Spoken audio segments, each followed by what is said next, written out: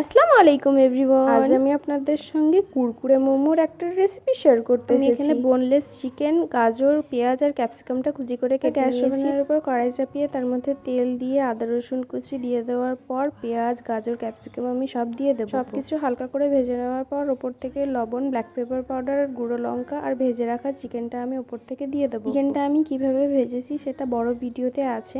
তারপর ওপর থেকে ধনেপাতা কুচি, সয়া সস, টমেটো সস দিয়ে আমি ভালো করে মিক্স করে নেব। তারপর আমি পুরোটা ঠান্ডা করে নেওয়ার পর সবগুলো আমি এরকমভাবে কোটিং করে নেব। কুরকুরে মোমোর এই রেসিপিটা আমার ইউটিউব চ্যানেলের বড় ভিডিওতে দেওয়া আছে, আপনারা চাইলে সেটিকে দেখে নিতে পারেন। আপনাদের সঙ্গে গল্প করতে করতে আমার সবগুলো শেপ ক্রিয়েট করা হয়ে গেছে। তারপর আমি এরকমভাবে কর্নফ্লেক্সের কোটিং করে নেব। তারপর গরম তেলের উপরে ছেড়ে এটিকে ক্রিস্পি করে ভেজে নেব। সন্ধ্যের স্ন্যাক্স হিসেবে বাড়িতে আপনারা কুরকুরে মোমোর এই রেসিপিটা অবশ্যই ট্রাই করবেন। আজকে এই পর্যন্তই। ওকে, বাই।